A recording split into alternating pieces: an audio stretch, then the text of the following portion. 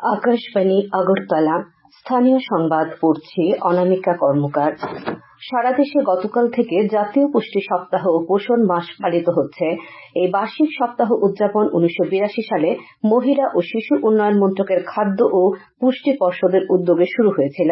আকাশবাণীর প্রতিবেদক জানাচ্ছেন, এই সপ্তাহ পালনের লক্ষ্য হল জনসাধারণের মধ্যে পুষ্টি ও স্বাস্থ্য সম্পর্কিত সচেতনতা জোরদার করা, যাতে উৎপাদনশীলতা, অর্থনৈতিক প্রবৃদ্ধি ও দেশের উন্নয়ন গভীরভাবে প্রভাবিত হয় এবং শিশু থেকে প্রবীণ পর্যন্ত বিভিন্ন বয়সের মানুষকে পুষ্টির চাহিদা সম্পর্কে শিক্ষিত করা। সারা দেশের সঙ্গে গতকাল রাজ্যেও নানা কর্মসূচির মধ্য দিয়ে সপ্তম রাষ্ট্রীয় পোষণ মাস উদযাপন শুরু হয়েছে। চলবে আগামী ৩০ সেপ্টেম্বর পর্যন্ত। এবছর রাষ্ট্রীয় পোষণ মাসের স্লোগান হল সুপোষিত কিশোরী বিকশিত নারী।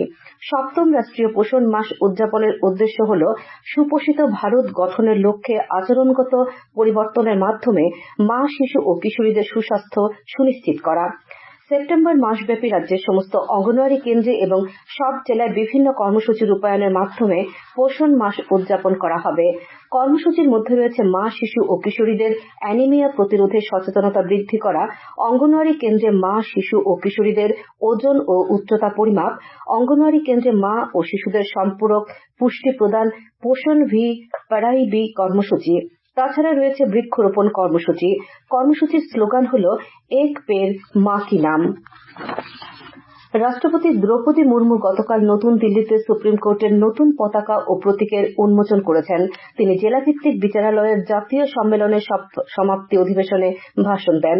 সুপ্রিম কোর্ট আয়োজিত দুদিনের এই সম্মেলনে জেলাভিত্তিক বিচারালয় বিষয়ক ৫টি অধিবেশন অনুষ্ঠিত হয়।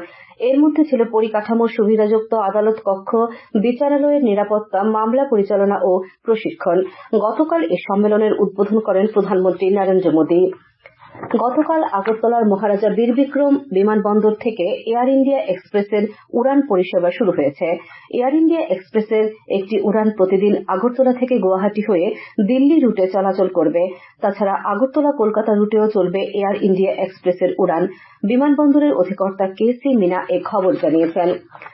ভারতীয় জাতীয় জনতা পার্টি আজ থেকে তাদের সভ্যপদ সংগ্রহ অভিযান শুরু করবে। প্রধানমন্ত্রী নরেন্দ্র মোদী বিজেপির সর্বভারতীয় সভাপতি জগৎ প্রসাদ নাড্ডার কাছে গেলে তাঁর সদস্যপদ পুনর্নবীকরণের শংসাপত্র গ্রহণ করবেন। এর মধ্য দিয়ে শুরু হবে এই অভিযান। বর্তমান দলের সব সদস্যকে সভ্যপদ পুনর্নবীকরণ করতে হবে এই অভিযানে। বিজেপির গঠনতন্ত্র অনুযায়ী প্রতি ৫ বছর থেকে ৬ বছর অন্তর অন্তর সভ্যপদ সংগ্রহ অভিযান করা হয়। আজ থেকে শুরু হয়ে সারা দেশে পর্যায়ক্রমে আগামী ১০ই নভেম্বর পর্যন্ত এই অভিযান চলবে। সভ্যপদ সংগ্রহের প্রথম পর্যায় শেষ হবে আগামী ২৫ সেপ্টেম্বর। ইচ্ছুক প্রার্থীরা মিসড কল দলের ওয়েবসাইটে বা অন্যান্য ডিজিটাল প্ল্যাটফর্মে সভ্যপদের জন্য আবেদন করতে পারবেন। রাজ্য বিজেপির উদ্যোগে আজ থেকে সভ্যপদ সংগ্রহ অভিযান শুরু করা হবে। এয়ার মার্শাল তেজিন্দর সিং ভারতীয় বিমান বাহিনীর উপমুখ্য হিসেবে দায়িত্ব গ্রহণ করেছেন। তিনি গতকাল নয়াদিল্লিতে এর দায়িত্ব গ্রহণ করেন। দায়িত্ব গ্রহণের পর তিনি জাতীয় যুদ্ধ স্মৃতি স্মরণে শ্রদ্ধার্ঘ্য অর্পণ করেন। ভারতীয় বিমান বাহিনীর এ ক্যাটাগরির একজন বিমান উড়ান প্রশিক্ষক তিনি। ৪৫০০ ঘণ্টারও বেশি উড়ানের অভিজ্ঞতা রয়েছে তেজিন্দর সিং এর। বিশ্বজুড়ে যুদ্ধ বাঁধিয়ে অশান্তির পরিবেশ তৈরির বিরুদ্ধে সমবেতভাবে লড়াই চালিয়ে যাবার আহ্বান জানিয়েছেন প্রাক্তন মুখ্যমন্ত্রী তথা সিপিআইএম পলিটব্যুরো সদস্য মানিক সরকার। গতকাল আন্তর্জাতিক যুদ্ধবিরোধী দিবসে আগরতলার সিটু কার্যালয়ে আয়োজিত হলসভায় বক্তব্য রাখতে গিয়ে একথা বলেন তিনি। ডব্লিউএফটিইউ এবং আইপিএস এর যৌথভাবে আয়োজিত এই সভায় উপস্থিত ছিলেন সিটুর রাজ্য সভাপতি মানিক দে এবং যুদ্ধবিরোধী রাজ্য কমিটির দুজন যুগ্ম আহ্বায়ক। গতকাল কমলপুরের হালাহালিতে যুদ্ধের বিরুদ্ধে শান্তির পক্ষে মিছিল ও আলোচনা সভা অনুষ্ঠিত হয়। নাট্যভূমির ৩১ বছর পূর্তি উপলক্ষে গতকাল রাজ্যভিত্তিক দ্বৈত অভিনয় প্রতিযোগিতা অনুষ্ঠিত হয়। আগরতলায় নাট্যভূমির নিজস্ব কার্যালয়ে আয়োজিত এই প্রতিযোগিতায় ১৫ থেকে ২৫ বছর বয়সী ছেলে মেয়েদের ৬টি দল অংশগ্রহণ করেন। প্রতিযোগিতায় প্রথম শ্রেষ্ঠ দল হয়েছে কৈলাসহরের পল্লবী দেব ও অন্বেষা শীল, দ্বিতীয় আগরতলার প্রীতম দাস ও সায়নিকা সূত্রধর এবং তৃতীয় হয়েছে আগরতলার শ্রেয়সী পাল ও শুভশ্রী দাস। এদের হাতে নাট্যভূমির নাট্য উৎসবের উদ্বোধনী দিনে পুরস্কার তুলে দেওয়া হবে। গতকাল প্রতিযোগিতায় বিচারক হিসেবে ছিলেন নাট্য ব্যক্তিত্ব কেয়া দেব ও পার্থ মজুমদার। নাট্যভূমির পক্ষে এই সংবাদ জানানো হয়। শ্রীলঙ্কায় আয়োজিত কমনওয়েলথ দাবা প্রতিযোগিতা রাজ্যের আন্তর্জাতিক দাবাড়ু আর্শিয়া দাস দ্বিতীয় স্বর্ণপদক পেয়েছেন।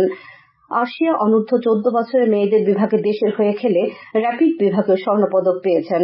7 রাউন্ডের লড়াইয়ে 6.5 পয়েন্ট সংগ্রহ করে আসিয়া অপরাজিতভাবে স্বর্ণপদক জয় করেন। এর আগে ব্লিটজ বিভাগেও আসিয়া এই আসরে স্বর্ণ পেয়েছেন।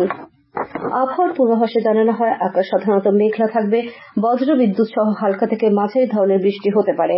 আগরতলায় আজ ভোরের সর্বনিম্ন তাপমাত্রা ছিল 26.6 ডিগ্রি সেলসিয়াস। দিনের সর্বোচ্চ তাপমাত্রা 33 ডিগ্রি সেলসিয়াসের আশেপাশে থাকবে। উত্তর, ঊনকোটি ও ধলাই জেলায় বিক্ষিপ্তভাবে ভারী বৃষ্টির সতর্কতা দেওয়া হয়েছে। স্থানীয় সংবাদ এখনকার মতো এখানেই শেষ হলো।